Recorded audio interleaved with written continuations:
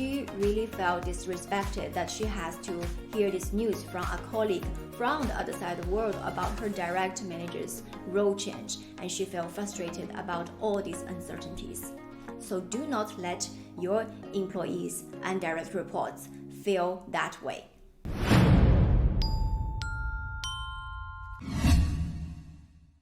Leadership positions at companies can change for many different reasons. It could be an individual's leader's change, that this leader got promoted within the company or this leader find a new employer. It could also be a group of leaders' change, that this company is having an organizational restructuring. To understand how to communicate professionally, all of these changes are very important.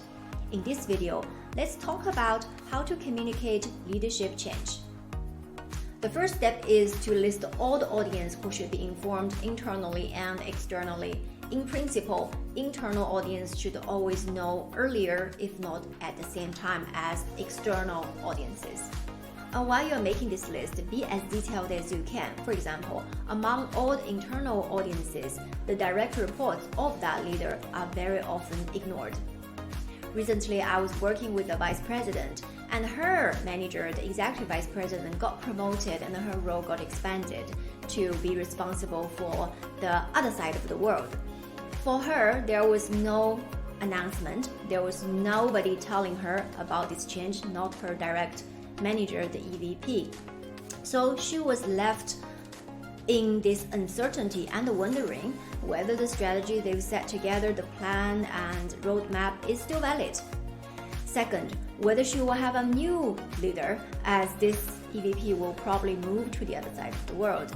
And last is that she really felt disrespected that she has to hear this news from a colleague from the other side of the world about her direct manager's role change, and she felt frustrated about all these uncertainties.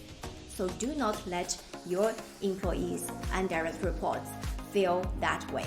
And externally, if this leader was interacting with a lot of different clients, reassure these clients that they will be taken good care of, you will continue to support them, and business will be as usual.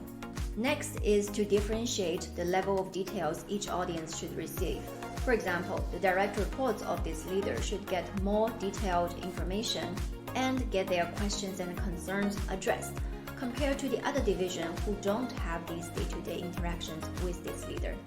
And next is about timing. As soon as you have informed all the stakeholders should be informed earlier, now communicate the formal version of the story to the rest of the world who needs to know before speculations and rumors start. And here's one side note about timing. If it's a very negative news or it impacts a big group of people in a negative way, then try to not make such an announcement on a Friday afternoon, end of the week, or right before a big celebration, Christmas, Thanksgiving, or Chinese New Year. You want to give people time and space for discussions and get their concerns and questions answered. And next is to focus on what you do know and make it forward-looking. Help these stakeholders to understand what they should expect in the next few weeks. And next is to confirm what will not change, whether they are employees, direct reports, clients, or business partners. If they're impacted, they would want to have the comfort and certainty to understand what will not change for them. And the last note is, if this is a leader leaves the company, pay attention to these two things. First, avoid criticizing him or her. And second, value the good work that has been done. If this is a change larger than the leader or leaders, it's a change of process or strategy that will impact various teams and locations. You might want to watch this video that I've made. It's about the process of making changes. And to help you to take these steps into actions, I've made a free workbook, 3 steps to communicate with impact and outcome. You can find the download link in the comment area below, and I'll see you in the next video.